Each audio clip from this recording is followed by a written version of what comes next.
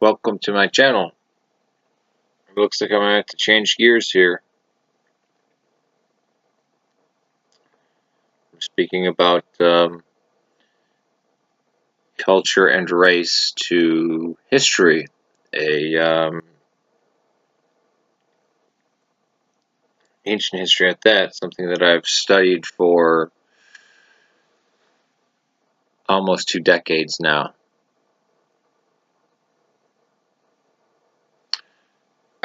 There is a video on YouTube, I believe it was done by the BBC or Nat Geo, but the video is titled "Secrets of the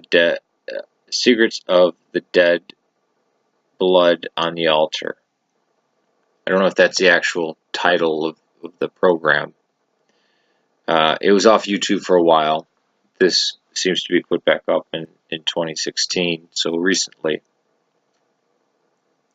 And they keep mentioning the Romans and the Greeks because they're talking about the Phoenicians, which were Canaanite people, and they spread throughout the Mediterranean, and they brought their culture with them and their abominable practice. And the Romans and the Greeks both record child sacrifice and temple prostitution. And this documentary, you can watch it on your own. I'll leave a link to it in the description. They act as if it's ambiguous, when at the end of the documentary it's shown that child sacrifice occurred on an industrial scale. Think of how the Aztecs treated the Mayans around the time that Cortez walked into Tenochtitlan. Tenochtitlan. I can't pronounce Nahuatl. I left 2 comments saying why.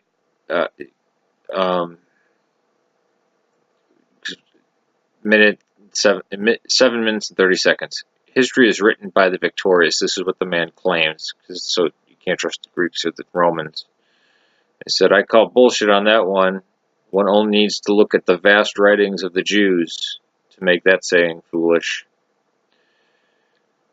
Why is child sacrifice recorded by the Jews centuries before the Canaanites founded Carthage? Moloch and Baal-Haman are one and the same. The Tanakh even describes Tophets.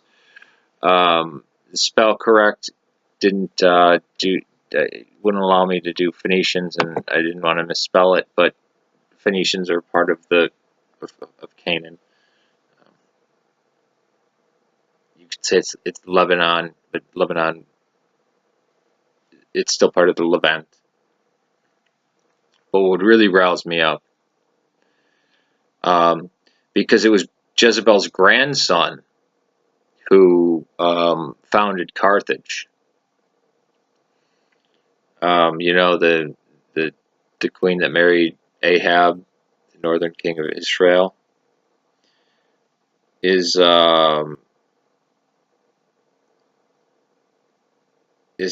comments like this, right?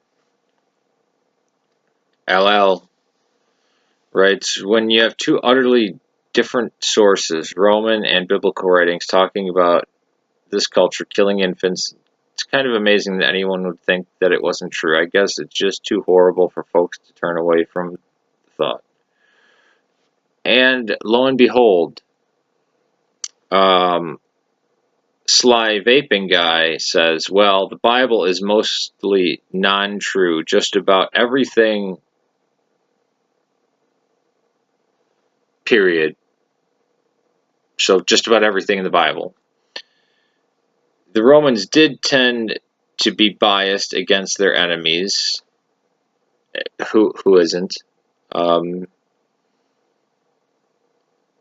that matters is the actual evidence. Everything else is hearsay. No, history is not just hearsay, right? Yeah, don't read Tacitus or anything. And then Then I have a character who goes by the name Christian Patriot. Who said, the Hebrews and Phoenicians of Lebanon had close relationship with each other. If the Phoenicians practiced human sacrifice, one would think that the Hebrew Bible would have condemned them. I respond, the Bible continually condemns child sacrifice. Have you ever bothered to read the Old Testament? And it goes on from there. But this is something that I just want to settle right now. No, I don't have the Old Testament where I have divided up into documentary hypothesis of J, E, P, and D, because I ascribe to documentary hypothesis and Wellhausen hypothesis, a form of it. And I love critical scholarship, as well as reading the early church fathers, and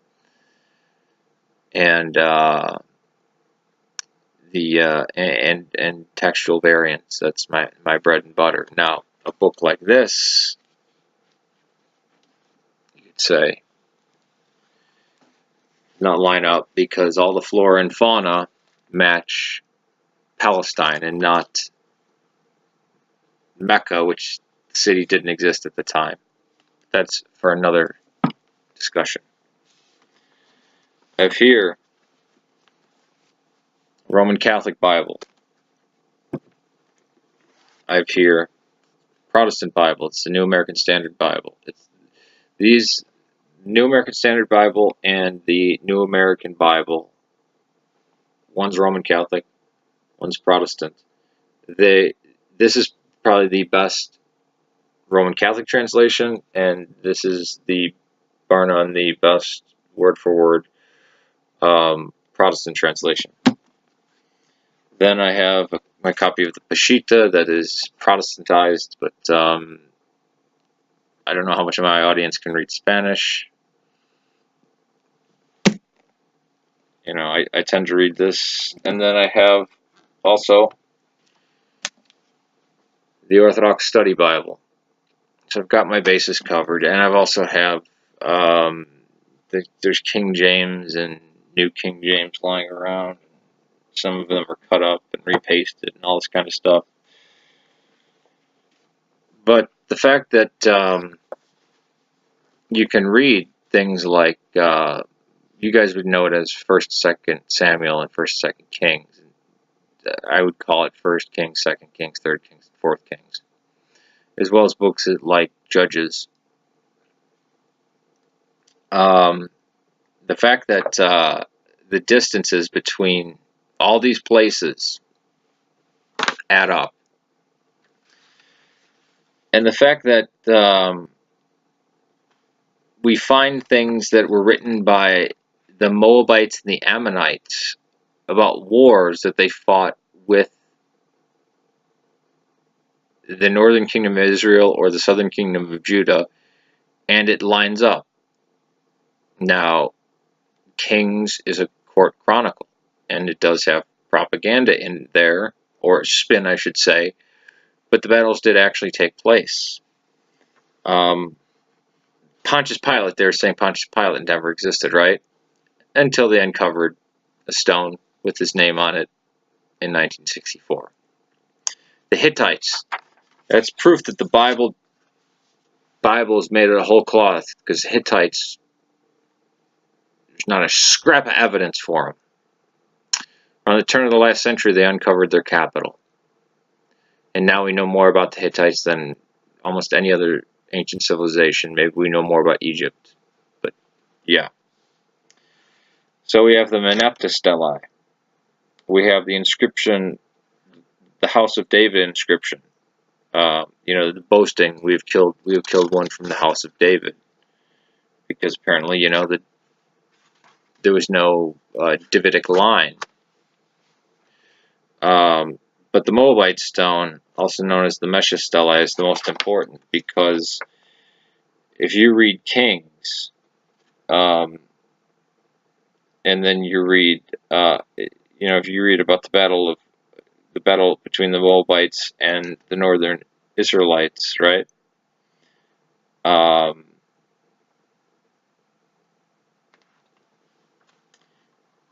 the account in Kings and then the account on the Moabite stone,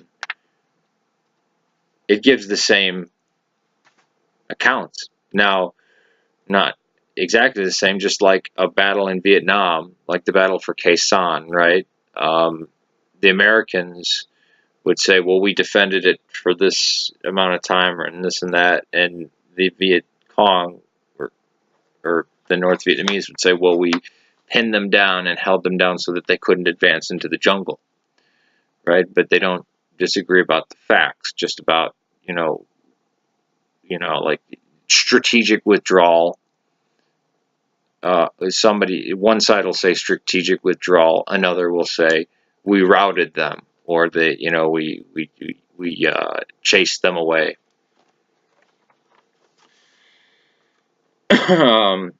We also have this the Samaritan Australia. Oh, the seal of Baruch. Yeah, these characters of the Bible didn't exist. They're just made out of whole cloth, right? Except Jeremiah's scribe, we found his seal, Baruch ben Neriah. The Alba tablets. The Siloam tunnel, Hezekiah's tunnel. The Nuzi tablets. I mean, it just keeps going on. But the Meneptah stelae is the kicker, and that's in Egypt, and that's talking about these damn Israelites. Now, don't get that confused with the Mesha stelae, which is the Moabite stone.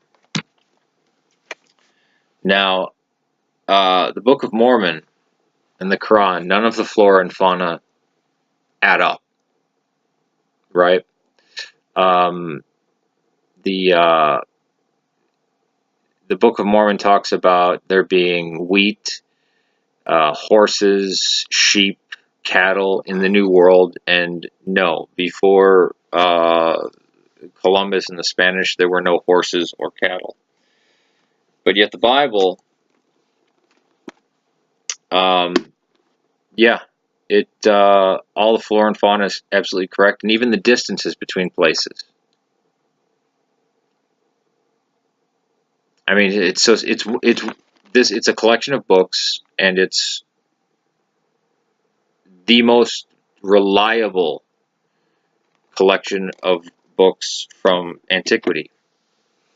And yes, because it's from antiquity, they believed in the spiritual world, just as the Greeks and the Romans believed in gods and goddesses.